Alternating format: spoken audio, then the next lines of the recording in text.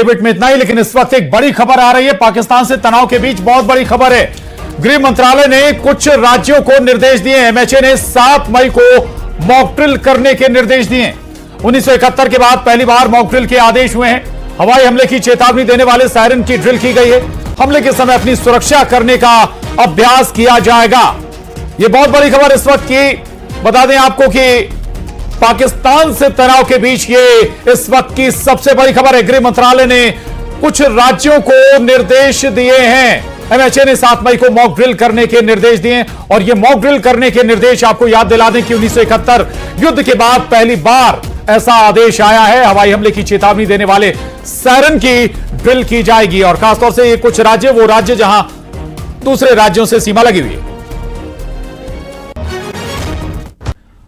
और चले अब खबर असरदार में आगे बढ़ते हैं। पहलगाम में आतंकी हमले के बाद से सरकार फुल एक्शन मोड में है। पीएमओ में ताबड़तोड़ बैठकों का दौर जारी है। एनएसए अजित डोभाल पीएम मोदी से मिलने पहुंचे और गृह सचिव और रक्षा सचिव ने भी प्रधानमंत्री नरेंद्र मोदी से मुलाकात की, जिसके बाद अब अंदाजा यह लगाया जा रहा है कि बहुत जल्द कुछ बड़ा होने वाला है। देखिए इस रिपोर्ट में।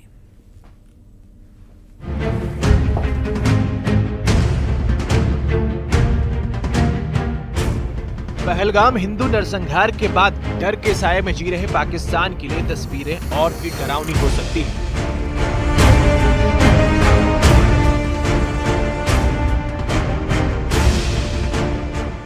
पहलगाम हमले के बाद प्रधानमंत्री मोदी ने साफ कर दिया था कि एक भी आतंकी या आतंकियों को पनाह देने वालों को छोड़ा नहीं जाएगा और इसी कड़ी में प्रधानमंत्री की बैठकों का दौर जारी है।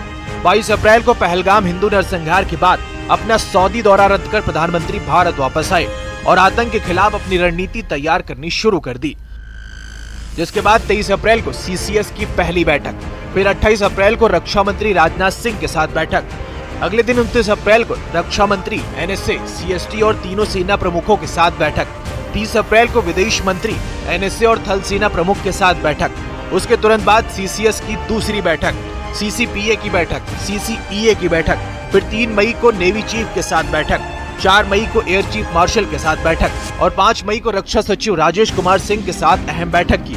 इसके तुरंत बाद पीएम मोदी ने एनएसए अजीत डोभाल के साथ साउथ ब्लॉक में मुलाकात की। प्रधानमंत्री की ये बैठकें साफ कर रही हैं कि बहुत जल्द कुछ बड़ा होने वाला है, क्योंकि पीएम मोदी पहले ही कह चुके हैं कि भारतीय सेना को पहलगाम आतंकी हमले का बदला लेने की खुली छूट है और इसके लिए सेना खुद कार्रवाई के लिए जगह, समय और तारीख तय करे। और इसी बीच रक्षा मंत्री राजनाथ सिंह का यह कहना है कि आतंकी हमलों को लेकर देश जो चाहता है वैसा ही होकर रहेगा। मैं आपको आश्वस्त करना चाहता हूं कि प्रधानमंत्री मोदी जी के नेतृत्व में जैसा आप चाहते हैं वैसा होकर रहेगा। देवियों व सज्जनों, जैसे हम सभी राष्ट्र के शरीर की रक्षा करते हैं, ठीक उसी प्रकार महाराज जी जैसे संत और अन्य संत भी जो हमारे बैठे हैं, वह राष्ट्र की आत्मा की रक्षा करते हैं। सुधांशु जी महाराज जैसे संतों ने हमें बताया और यह करके दिखाया कि राष्ट्र की आत्मा की रक्षा तभी संभव है जब हम सब अपनी संस्कृति, अपने मूल्यों और साथ ही अध्यात्म से जुड़े रहें। इधर देश के अंदर पीएम आतंक के खिलाफ रणनीति तैयार कर रहे हैं तो पूरी दुनिया आतंक के खात्मे के लिए भारत के साथ खड़ी है। एक के बाद एक कई देश भारत के समर्थन में खुलकर सामने आ रहे हैं। आज की ही बात करें तो रूस के राष्ट्रपति पुतिन ने पीएम मोदी से फोन पर बात की और आतंकवाद के खिलाफ समर्थन देने का ऐलान कर दिया। आतंकी हमले की निंदा करते हुए उन्होंने दोषियों को सजा देने की मांग की है। इसके साथ ही रूस के राष्ट्रपति पुतिन ने भारत आने का न्योता भी स्वीकार कर लिया है। बताया गया है कि पुतिन एनुअल बायलैटरल समिट के लिए भारत आएंगे।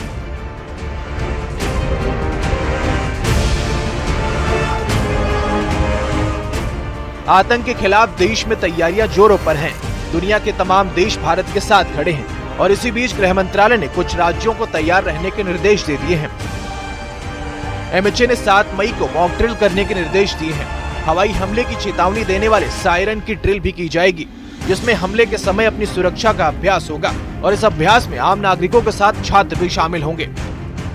एक के बाद एक कड़ी बैठकें, हर दिन आतंकिस्तान यानी आतंक और पाकिस्तान के खिलाफ चौतरफा कार्रवाई का मंथन, 2 बार सीसीएस की बैठक, गृह मंत्री, रक्षा मंत्री, विदेश मंत्री, एनएसए और सीडीएस के साथ कई दौर की मीटिंग, यहाँ तक कि सेना के तीनों अंगों के प्रमुखों से अलग अलग मुलाकात।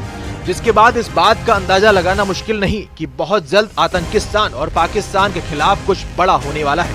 Bureau report, news 18।